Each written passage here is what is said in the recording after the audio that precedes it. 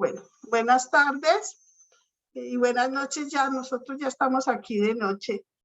Primero quiero dar las gracias a los organizadores del evento, así de que muy amablemente nos invitaron a este tipo de actividades, y a los compañeros que han estado muy juiciosos en estos 3 días compartiendo esas experiencias investigativas y compartiendo muchos de los quehaceres de los que nos toca la profesión contable que nosotros estamos liderando. La presentación de nosotros es producto de los procesos de investigación. La doctora Ana Gladys Torres Castaños también es coinvestigadora del Grupo de Investigación de la Universidad del Quindío de Colombia. Laura Michelle es docente de la Universidad de Manizales, también una universidad cerquita a la ciudad de nosotros, que queda en el departamento del Quindío. Y yo, que por motivos pues del tiempo voy a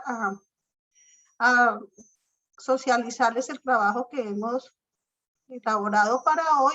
También soy docente del área de tributaria, docente de la Universidad del Quindío y líder también, junto con Ana Gladys y Laura Michelle y otros 2 compañeros, pues venimos trabajando en Derecho Tributario Comparado y lideramos pues ese grupo de investigación.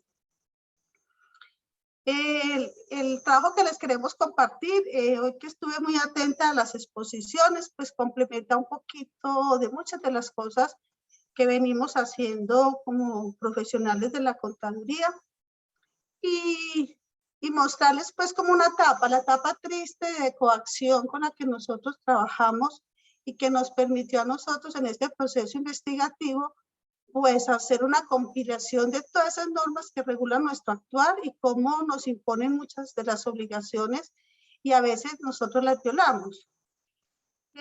¿Por qué? Porque en las actividades que desempeñamos los contadores públicos, pues estamos obligados no solamente a cumplir las normas de ética profesional a lo que nos comprometemos cuando nos graduamos y después cuando sacamos la tarjeta profesional para poder trabajar como contadores.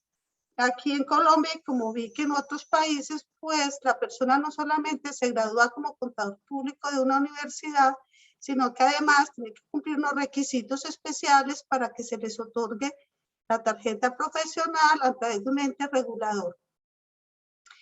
Además de eso, pues tenemos que trabajar y respetar las normas contables, las normas de auditoría y obviamente las normas tributarias que se impongan en nuestro país y a nivel internacional.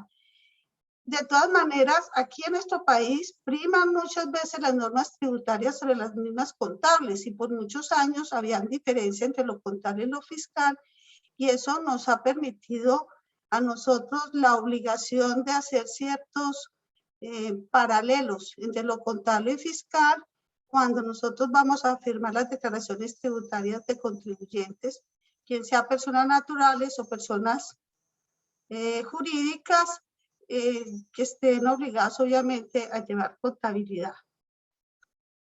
Este incumplimiento de muchas de esas normas que nosotros logramos compilar, pues es el producto obviamente de muchos procesos de investigación que estamos llevando. En este momento tenemos casi que 3 trabajos marcos en nuestro grupo de investigación. En uno de ellos estamos liderando un trabajo de evaluación de todos los beneficios fiscales que han otorgado con las últimas reformas tributarias el Estado a varios de los contribuyentes, y estamos evaluando si de verdad o no algunos de los contribuyentes aprovechan este tipo de beneficios. Entonces, en esta revisión, pues tuvimos que repasar muchas de las normas y obviamente, a pesar de que nos toca analizar las normas contables y tributarias, pues tuvimos que mirar antecedentes con otros países. En esos antecedentes con otros países, pues encontramos también normas que regulan el quehacer del profesional contable, como en Chile, en Ecuador, Argentina, Perú. Logramos hacer como un estudio, pero no a profundidad, pero sí estuvimos haciendo unos paralelos, y nos llamó la atención que también en muchos de los códigos de ética profesional que regulan en estos países, también se habla de sanciones en el quehacer contable. Me llamó mucho el de Chile. De Chile nos llamó mucho la atención porque fue en ese código de ética profesional donde no encontramos plasmados sanciones, pero sí pues hacen los llamados de los principios que uno debe aplicar. Como les venía diciendo entonces, las normas que a nosotros nos rigen son muchísimas y aún así hemos tenido unos escándalos que pronto al final de la conferencia podemos dar unos ejemplos, escándalos grandísimos de corrupción en nuestro país, de empresas con mucho renombre. Y obviamente en esos escándalos, a pesar de que en principio nunca se nombran a los contadores, sino a los representantes legales, si uno ve que en el fondo quien avaló toda esa información contable y financiera, que ahora hablaba los compañeros de la parte financiera y de la parte fiscal, pues sí está involucrado los contadores, porque en últimas somos los que establecemos y proponemos las políticas contables y las políticas tributarias que se deben implementar en las diferentes organizaciones. En nuestro país entonces hay muchas, vamos a mostrarles algunas, las más relevantes, sanciones. Sanciones a los profesionales contables que ejercemos como contadores públicos. Ustedes saben que nosotros como profesiones contables pues tenemos la posibilidad de trabajar en muchas clases de actividades, pero las propias de nuestra contabilidad, donde requiere nuestra firma, pues está también regulada. También como contadores en las empresas donde están obligados a tener revisores fiscales, pues por ahora todavía el que son revisores fiscales pues tiene que ser un contador público. Obviamente en este momento en nuestro país estamos haciendo como una construcción de nuevos elementos para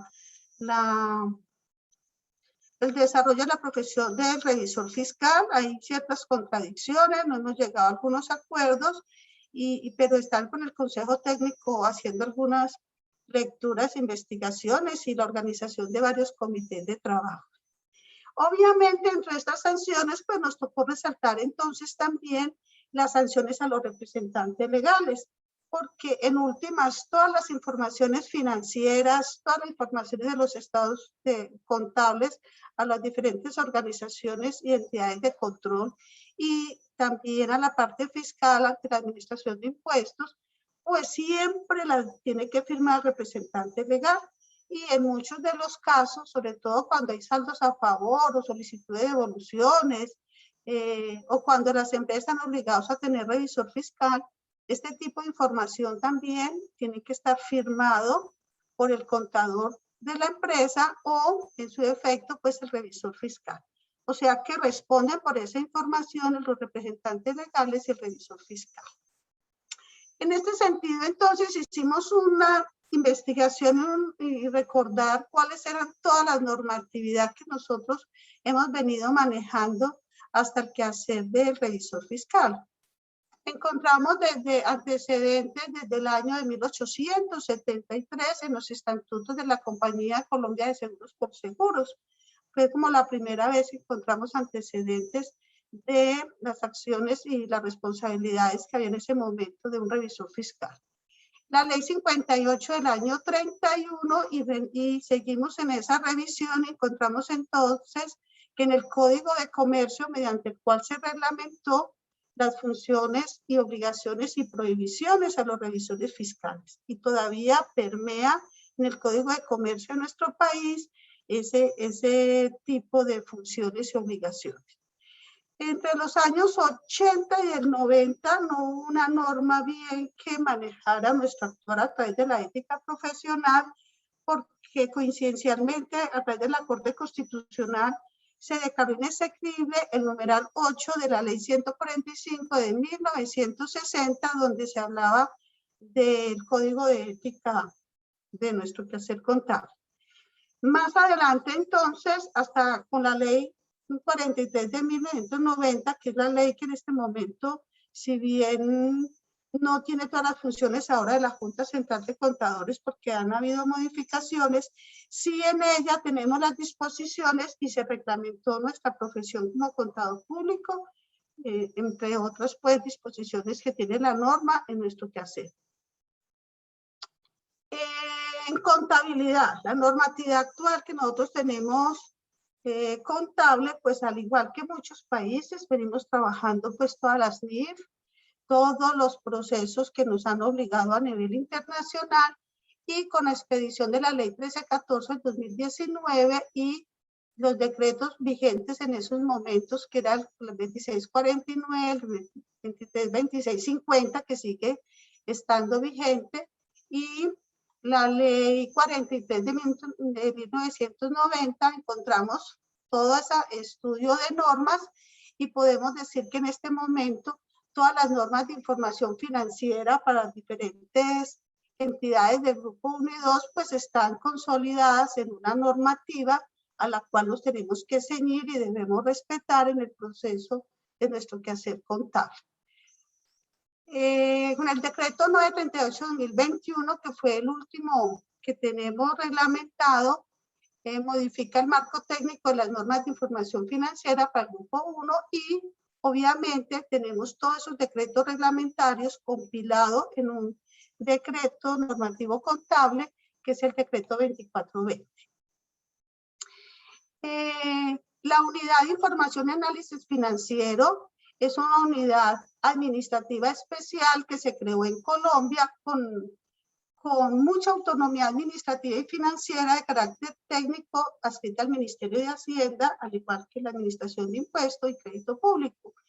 Es el órgano de inteligencia financiera, entonces es un órgano que nosotros debemos respetar y ceñirnos pues a sus decretos con el fin de prevenir y detectar y luchar contra el lavado de activos y la financiación al terrorismo. O sea, es una unidad para hacer ese tipo de seguimientos.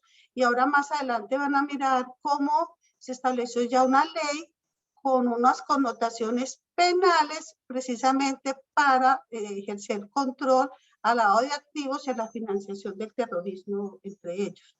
Ahorita el exponente de Perú pues hizo como unas anotaciones sobre eso y nosotros pues con todos los escándalos que hemos tenido financieros pues ya tenemos una unidad específica para reglamentar este tipo de situaciones. La Junta Central de Contadores, al igual que muchos países, tenemos una Junta Central que está en este momento, de acuerdo al decreto 1955 del 2010, que fue el que modificó la ley 43 del 90, esa es nuestra unidad administrativa especial con personería jurídica, también está adscrito al Ministerio de Comercio, Industria y Turismo, y en virtud a las especificaciones de la ley 1314 de 2009, pues sigue actuando en este momento como nuestro tribunal disciplinario y órgano de registro de nuestra profesión contable. Esta unidad entonces se dedica a hacer el control y fiscalización del quehacer contable. Entonces, cuando hay alguna unidad como la Fiscalía, la Procuraduría, la Administración de Impuestos, en el seguimiento y control y fiscalización del quehacer de la información contable, financiera y tributaria, pues colocan las quejas ante la Junta Central de Contadores y nosotros, de acuerdo a esas quejas, pues este tribunal también nos tiene un récord pues, de clases de sanciones. Con la ley 1778 se dictan las normas sobre la responsabilidad de las personas jurídicas por actos de corrupción transnacional y se dictan otras disposiciones en materia de lucha contra la corrupción. Entonces allí hay una especie de control sobre los contratos de colaboración empresarial, de mandato. Esto es muy importante tenerlo en cuenta porque son a través de contratos donde toda esa información financiera generalmente la firma el contador y la firma el revisor fiscal y es lo que ellos están firmando da como esa fe y la confianza de que lo que se muestra en la parte financiera es porque la contabilidad lo dice así y eso le quita obligaciones contables a la otra empresa y se asume toda la responsabilidad en esa información, en esas firmas del contador y del revisor fiscal. Entonces es muy importante tener en cuenta esa norma porque allí le dieron un alcance grandísimo a las firmas de nosotros en el desarrollo de nuestras funciones como contadores, y a la vez esa misma información la firma el revisor fiscal en aquellas entidades donde esté obligado el revisor fiscal. Con la ley 1819 del 2016, pues esta ley implementó algo que no esperábamos. Nosotros veníamos con una normatividad sobre las entidades sin ánimo de lucro grandísima, pero fue una época donde el ministro de Hacienda de esa época hizo una persecución a las entidades sin ánimo de lucro. Las encontró y las mostró siempre como los entes que se prestaban para muchos hechos delictivos y de corrupción. Entonces generalmente todas las entidades sin ánimo de lucro en nuestro país tienen que tener revisor fiscal. O sea que la firma de toda la información financiera, contable y tributaria de esas empresas, pues obviamente están respaldadas por la firma del revisor fiscal. Tengan o no tengan platica, así sean sin ánimo de lucro, pero son las empresas con las cuales se canalizan ciertas donaciones y se les está ejerciendo mucho control. Ahorita, para ser entidad sin ánimo de lucro del régimen especial y tener algunos beneficios tributarios, por eso se llaman del régimen especial, pues tienen que cumplir una cantidad de requisitos, al parecer bien transparentes, porque si no ya están perdiendo ese beneficio. En una investigación que hicimos de unos antecedentes que se están trabajando a nivel de otro doctorado, pues ya se encontró que para la fecha del 2016 había N entidades sin ánimo de lucro registradas en el régimen especial, y con todas las obligaciones que han tenido que cumplir del 2016 al 2021, ya ni el 30% de todas esas entidades sin ánimo de lucro están caracterizadas en este momento todavía como el régimen especial. O sea, que han perdido ese régimen y en este momento tienen que estar tributando como el régimen ordinario. Y en nuestra historia tributaria, pues en los últimos 20 años contamos más o menos 51 reformas tributarias. O sea que nuestra normatividad fiscal, a diferencia de lo que decía el compañero de Perú esta tarde, no tiene una confianza. Nosotros no podemos hablar de una transparencia en nuestra planeación tributaria a largo plazo. Nos toca estar haciendo planeaciones tributarias a corto plazo, o mirar qué estrategias y qué acuerdos llegamos con la administración de impuestos, como han hecho el sector hotelero y otras empresas, para que me sostengan ciertos beneficios que me los han otorgado en una norma y al año, a los 2 años me la están quitando. Entonces, genera mucha debilidad y mucha credibilidad. Y ustedes saben, por ejemplo, el escándalo del año pasado de los paros que hubo, de todo lo que se denunció, de cómo nuestros estudiantes se tiraron a las calles a protestar con otra reforma tributaria. En el 2018 hubo una, en el 2019 la crearon casi constitucional, pero la acomodaron y la reenmendaron en 2 veces. Y ya el año pasado otra reforma tributaria. Entonces, mire que eso sí ha generado mucho, no hay esa seguridad que uno espera que haya en nuestras leyes fiscales. Obviamente tenemos que estar inmersos en nuestras reformas tributarias, pues los contadores públicos, que en última somos los que tenemos que trabajar y estar como al día y actualizado en todas esas normas fiscales. En ese sentido, entonces, han surgido leyes como la reforma del 2016, donde se le dio un alcance grandísimo a la administración de impuestos. Entonces, lo que nosotros le queremos mostrar a ustedes es que así nosotros hablemos de auditoría y revisoría fiscal, es una auditoría financiera dentro de la parte comercial, dentro de la parte civil, donde nosotros damos otra mirada diferente a los procesos de auditoría. En cambio, cuando hablamos de la auditoría tributaria, ya es la mirada que le hace la administración de impuestos a esos contribuyentes. Esas 51 reformas que yo le estaba diciendo, pues ha generado para efectos de control y responsabilidades en los contadores, responsabilidad solidaria en toda esa información contable y fiscal que se presenta en los órganos de fiscalización. Entonces, es un procedimiento destinado a obtener y evaluar objetivamente toda esa información que están entregando los contribuyentes con las firmas, obviamente, de sus contadores o de sus revisores fiscales y, obviamente, los representantes legales. Y si son personas naturales, pues esas declaraciones, si bien cierto, no las firma el contador ni un revisor fiscal, pues van firmadas por un contribuyente que de alguna forma fue asesorado por un contador. Entonces, esa auditoría tributaria que hace la Administración de Impuestos, pues es esa mirada de la DIAN para mirar si toda esa información y los contribuyentes están cumpliendo con obligaciones formales y obligaciones sustanciales. Para esa auditoría tributaria, obviamente hay otro paso, que es el paso de fiscalización tributaria. En ese paso de fiscalización tributaria ya hay muchos contadores trabajando en la Administración de Impuestos.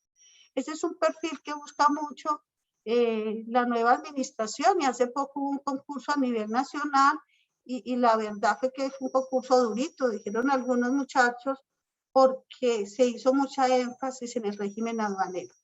Esta fiscalización es el proceso que comprende un conjunto de tareas que debe seguir quienes ejercen ese proceso de fiscalización dentro de la Administración de Impuestos, y obviamente tiene que ser muy objetivo, porque tiene que respetar todos los derechos de los contribuyentes. Está bien que ellos siempre estén con la mirada de buscar si hay trampa o no en toda la información que ellos reciben, para poder saber si sanciona o no a sus contribuyentes y en efecto pues a sus contadores, representantes legales y revisores fiscales.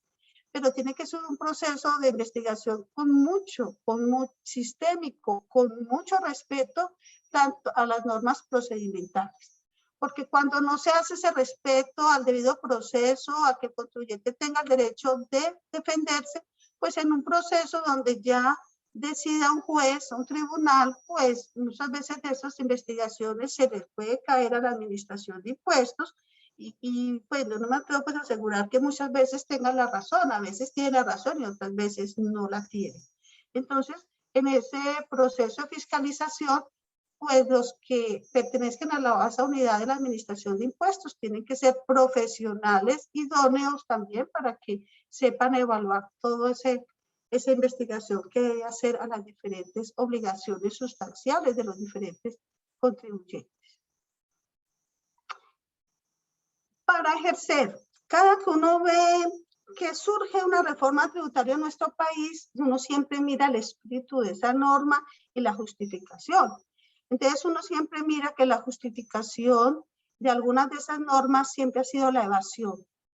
Es que hay mucho contribuyente informal, es que no se organizan, es que la política tributaria que se maneja no es la que es acorde, en planeación tributaria hay mucha forma de evadir. Entonces surge, que a lo que yo le he preguntado hoy a los colegas que expusieron algo y tuvieron que ver con la parte fiscal.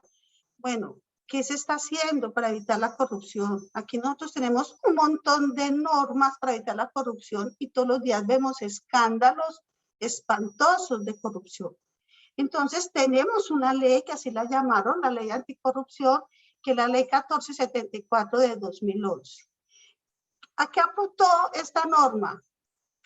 Direccionó a la profesión de nosotros, ya que fue creada para incrementar responsabilidades de particulares y de servidores públicos. Y ustedes saben de que la firma de nosotros damos fe pública, que esa información es de verdad, es veraz. La firma de nosotros la hace tan diferente a las demás profesiones que solamente otra persona que esté al alcance de nosotros puede demostrar que lo que nosotros firmamos es verdad o no es verdad. Entonces, es una ley que vincula la corrupción privada en aspectos como solicitar y aceptar una dádiva o cualquier beneficio no justificado con el ánimo de afectar a la sociedad o beneficiar a otras personas. Entonces, ¿cómo nos involucra? Si usted firmó esa información a cambio de un salario, a cambio de unos honorarios, usted está firmando algo que es una mentira, entonces usted queda involucrado en esos procesos de anticorrupción. En ese artículo 7 tuvo mucho renombre y hay muchos en nuestro quehacer de revisor fiscal que una de las investigaciones que leímos previa a esta conferencia que queríamos compartir con ustedes una de la Universidad de La Salle, que ellos hicieron un seguimiento a muchos de los escándalos que hubo de corrupción en nuestro país, y esos revisores fiscales, ¿dónde están? ¿Cómo fueron sancionados? Entonces, esta ley anticorrupción es bien importante y la descuidamos mucho, porque en ese artículo 7 nos están diciendo que tenemos una responsabilidad muy grande como revisores fiscales.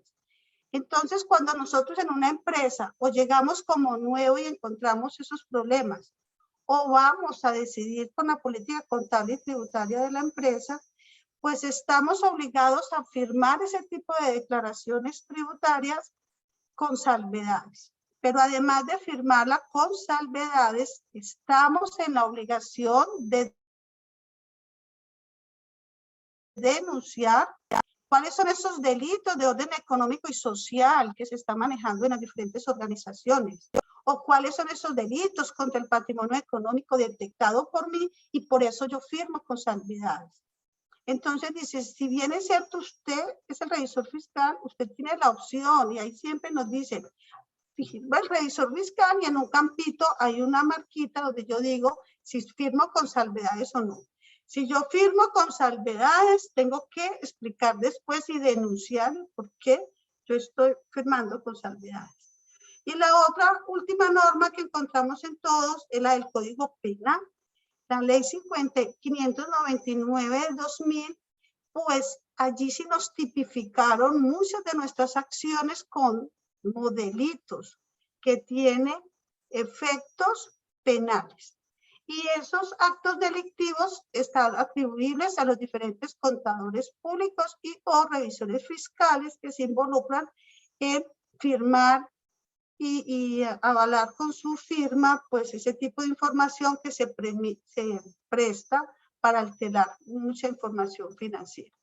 Están los delitos contra el ejercicio de nuestra profesión. Entonces dice usted, sabiendo que eso no está bien hecho, lo hizo, está violando sus principios que juró respetar, entonces eso va contra nuestra profesión, y obviamente ante la Junta Central de Contadores tenemos una cantidad de sanciones que ellos evalúan y miden cuáles son cualitativas y cuáles sí son cuantitativas, o sea, se nos vuelve también pagos pecuniarios. Delitos contra el patrimonio económico, que genera otro tipo de sanciones, y delitos contra el orden económico social.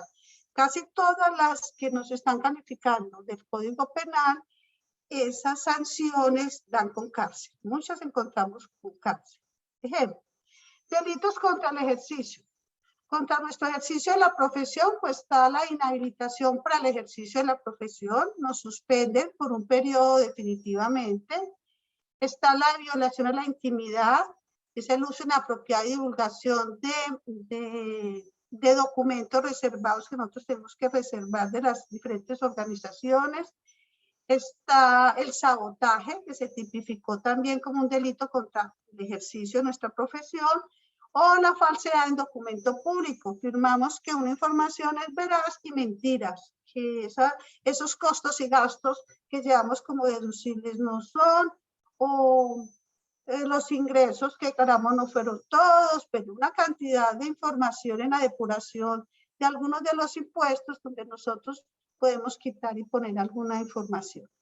Delitos contra el patrimonio económico. Contra delitos contra el patrimonio económico, nosotros, si no denunciamos lo que está pasando en las diferentes organizaciones, bien sea el sector público, porque aquí también se lleva una contabilidad pública, o con las entidades del sector privado, pues hay delitos como el que tipifican el artículo 239, que es el hurto, el de la estafa, el abuso de confianza, el abuso de condiciones de inferioridad. Yo, que soy el que se hace las cosas, yo sé cómo se las hago, fírmeme aquí representante legal y yo guardo la otra información. Y la utilización indebida de información privilegiada. Y como delitos contra el orden económico y social, pues encontramos lo que más, en una de las encuestas que hicimos en un trabajo que también estamos desarrollando, que tiene que ver con planeación tributaria, demostrando que dentro de la planeación financiera que haga una organización tiene que contar con la planeación tributaria, pero con responsabilidad, pues encontramos la evasión fiscal. En la encuesta de más de 70 contadores en este momento, ellos dicen que ellos no evaden, sino que ellos aplican a lo que nosotros llamamos elusión. Y nosotros en ese primer capítulo estamos demostrando que elusión y evasión es igual. Es más, son sinónimos. Entonces, en esta ley, con el artículo 313, penaliza la evasión fiscal. Esa penalización son conductas que atentan contra el sistema tributario, y entonces hay sanciones para el representante legal, para el administrador o empresario legalmente autorizado o nombrado en la diferente organización, el contador y obviamente el revisor fiscal. Bueno, en ese orden de ideas, mire que nosotros fuimos trayendo las más antiguas hasta las recientes, que de alguna forma tienen que ver con nuestro quehacer contable tributario. El fraude fiscal, pudimos hacer una diferenciación de lo que es el fraude fiscal en nuestra política contable tributaria que debemos implementar en las organizaciones. ¿En qué encontramos? Que se puede cometer mucho pecado por el contador público, porque es una acción que generalmente buscan al contador para evitar pagar más impuestos. Entonces se vuelve como es que es muy astuto, es muy inteligente y él sabe cómo disminuir esa obligación. Entonces, en consecuencia, pues, respetándose la legalidad del tributo, se utiliza disposiciones legales para minorar los impuestos. Entonces, a veces uno dice, bueno, no necesariamente está violando la ley, pero sí se abusa de las formas jurídicas para hacer maniobras que en el proceso de fiscalización la administración, como tiene ahorita muchas facultades, pues va a poder demostrar que es un fraude lo que se está haciendo en la organización y que eso amerita, pues, de acuerdo al Código Penal, amonestaciones y penalizaciones, obviamente, sanciones contra la empresa y contra sus administradores, contadores, revisores fiscales. Elusión. Ese es el que uno más comúnmente los escucha, porque la elusión es la acción de evitar con astucia una dificultad o una obligación. Mire que son muy similares, pero es asociado a un tipo de planeación tributaria o prácticas comerciales y financieras. O sea, es común encontrar que en nuestra planeación tributaria se hable de elusión, porque dice que están utilizando medios lícitos que buscan evitar el nacimiento de un hecho grabado o disminuir su monto. Ahorita en ese proceso de fiscalización de la administración de impuestos, pues se ha generado un sistema simple de tributación, que es el boom ahorita de todas las capacitaciones que está haciendo la administración, que es el régimen simple de tributación. Hoy le escuchaba a uno de los expositores decir que hay mucha informalidad. Ese régimen simple que se estableció desde el 2018 en nuestro país, pues es llamando a todos los que están informales para que se formalicen, diciéndole que van a pagar menos impuestos, se les van a unificar los impuestos, se vuelven no responsables de IVA. Entonces nosotros en este proceso de planeación y en ese proceso de elusión, yo les he escuchado, profe, pues manejamos un programa y miramos si a esa persona le conviene o no pasarse al régimen simple o quedarse en el régimen ordinario, o mejor seguir sin los dos. Y seguir sin los dos es no seguir facturando, no llevar contabilidad, vender en las calles, no organizarse. Entonces es donde esa es una crisis de los vendedores ambulantes que vemos en todos los países del mundo. Y dentro de esa planeación tributaria, donde se habla entonces de fraude, de elusión, de evasión, encontramos la facultad que tiene tan grande la administración para poder definir y caracterizar en nuestra planeación tributaria, en las diferentes organizaciones, lo que se llama un abuso en materia tributaria. ¿Cómo esa planeación no las puede desconfigurar la administración y decir, no, es que eso que usted está haciendo es abuso en materia tributaria? Porque ellos tienen que mirar que se ejecutó ese acto en ciertos términos económicos o comerciales, pero que no es razonable lo que están presentando, sus ingresos no son razonables, sus costos no son razonables, algo está pasando. ve que se aprovecha ciertas normas para hacer el quite a la administración de impuestos. Entonces, eso es una especie de facultades a través de la reforma del 2016 que se le deja entonces a la administración de impuestos para controlar y ir más allá. O sea, calificar a la administración de impuestos un abuso en materia tributaria en una organización le faculta ir por los socios, por los accionistas involucrados en el tema de fraude fiscal, obviamente por los contadores, por los revisores fiscales y obviamente por el representante legal. Entonces, en esta materia, la administración podrá recaracterizar y reconfigurar toda operación o serie de operaciones buscando pruebas de que hubo abuso en materia tributaria.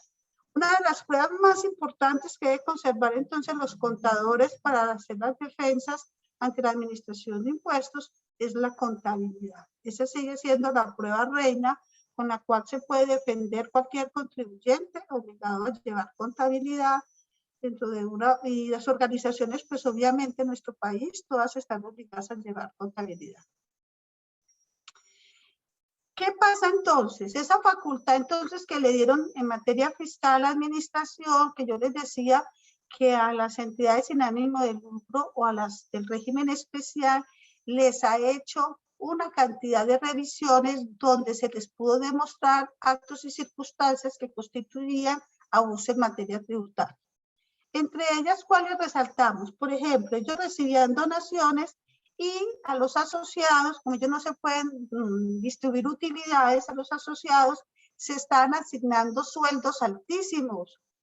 Entonces, la práctica de donación que recibían se iba en sueldos altísimos. Es subcontratar familiares, parientes, cónyuges. Hace poquito hubo unos escándalos aquí también denunció un alcalde algunas intervenciones para contratar esposas de algunos políticos y personajes de nuestro país. Entonces, ese seguimiento que le hicieron a las administraciones, a las entidades sin ánimo de lucro, que son las que más donaciones estaban recibiendo, pues le permitió a la administración de impuestos en materia fiscal identificar algunos hechos que los calificaron como en abuso en materia tributaria. Entonces, ese que les estaba diciendo, contratos, adquirir o que les dieran contratos de manera directa o indirecta por la prestación de servicios. Entonces, ese tipo de contratos que también estaban recibiendo ellos, recibían miles de millones, pero por debajo daban dádivas para que les otorgaran esos contratos y las entidades del Estado pues siempre buscaban entidades sin ánimo de lucro para hacer ese tipo de contratación. Entonces, mire que no se escapan en todas estas normas diferentes entidades con o sin ánimo de lucro, del régimen especial o no, todas las del régimen especial, yo les decía, tienen que tener contabilidad, obviamente un contador y aparte tener un revisor fiscal, que es en últimas el que responde con su firma esa información que se está dando.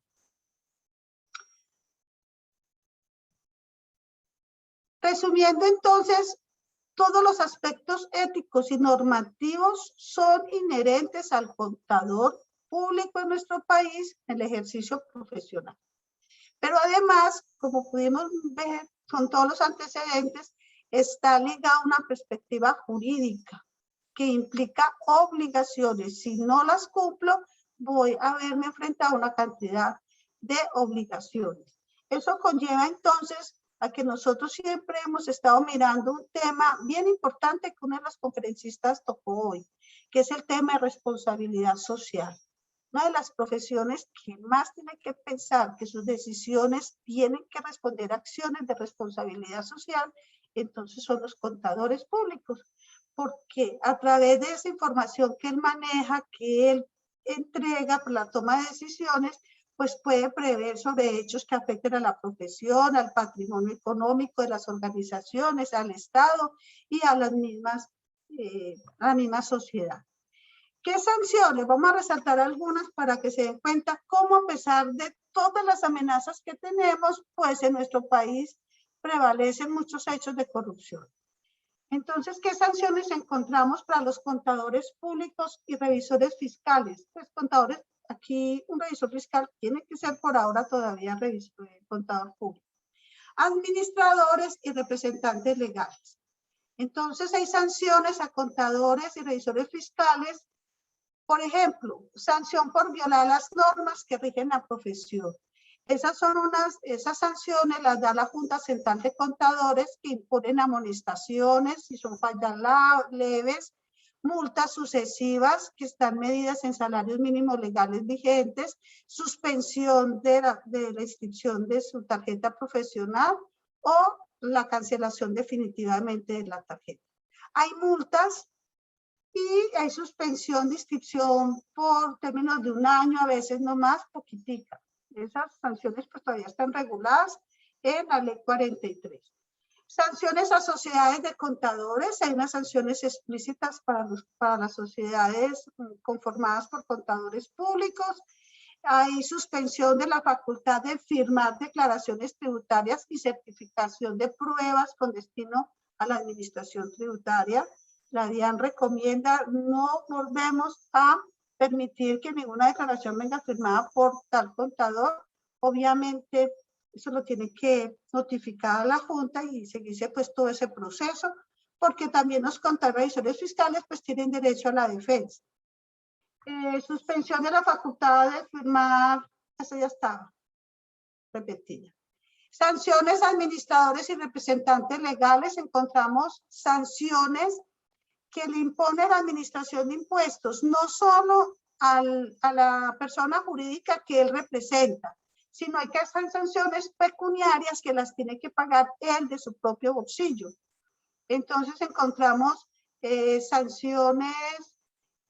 ¿Por qué? ¿Cuál es el delito? ¿Cuál es el hecho sancionado para que el representante legal responda con plática de su propio bolsillo?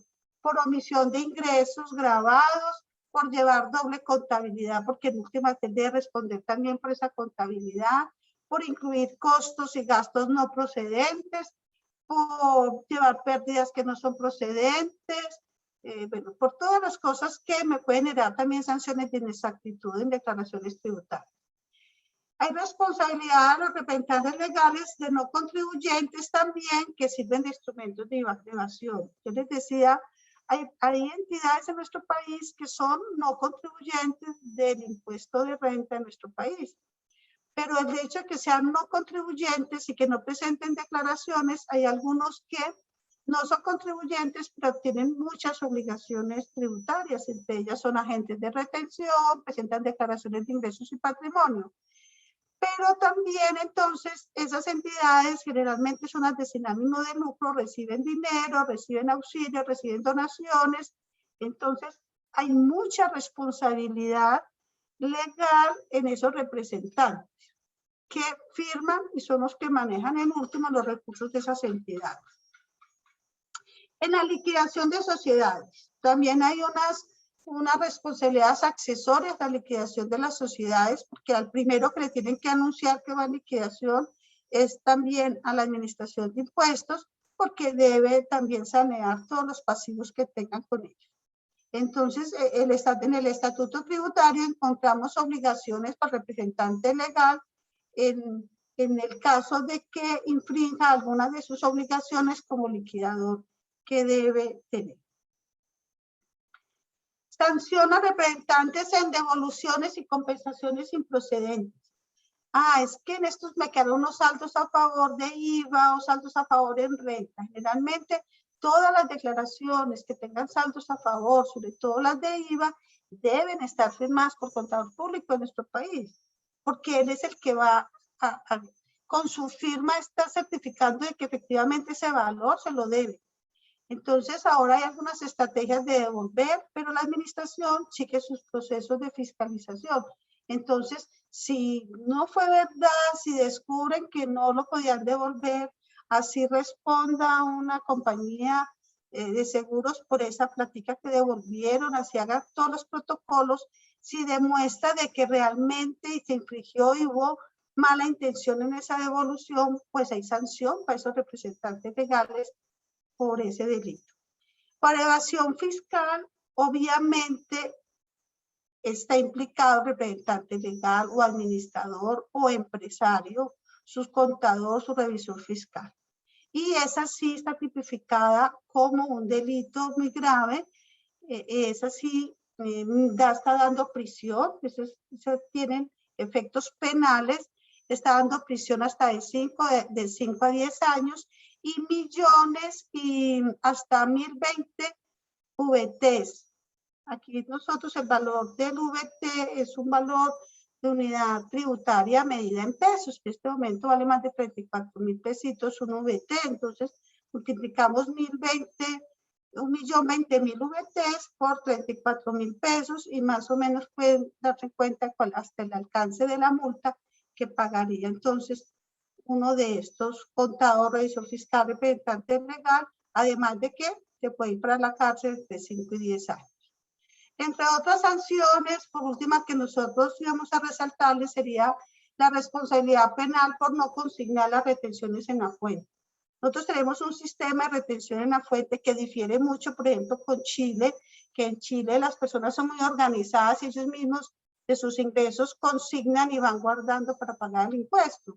Nosotros tenemos un sistema que si a nosotros no nos quita a medida que se va causando el ingreso, nosotros no tenemos guardada la práctica para pagar el impuesto de renta finalizando al año siguiente. Entonces, esos agentes de retención que tiene el Estado, que les ordena a ellos que en el momento de hacer efectivos los pagos retengan y le consignen cada mes a la administración esa platica y después hay que dar una información diciendo cuánto se le pagó, cuánto se retuvo. Esa plata, si no la consignan a tiempo, no la declaran a tiempo, eso es peculado. Se está quedando con plata del Estado y así lo tipificaron entonces penalmente y con la ley 599 esos contribuyentes, agentes de retención que no cumplan con ese deber, se les está tipificando o el impuesto a las ventas un delito penal.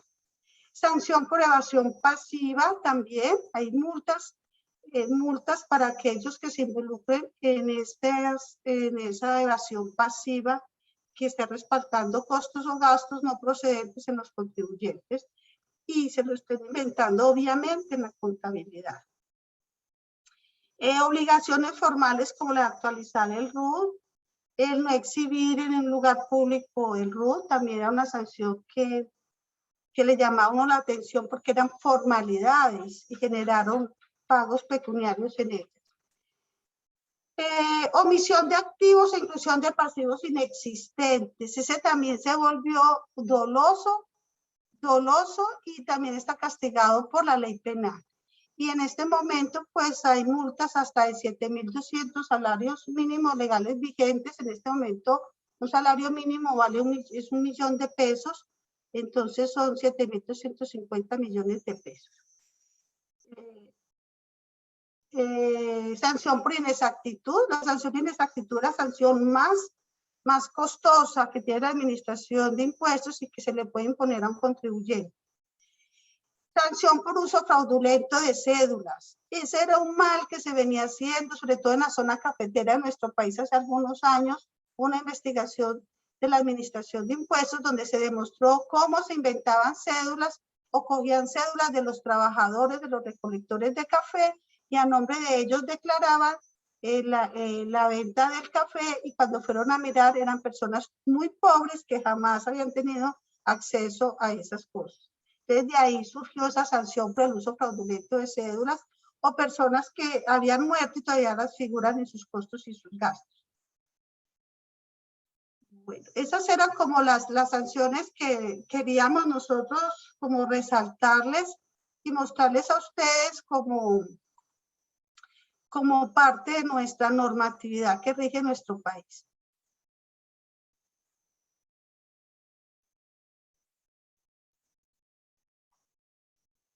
¿Alguna pregunta?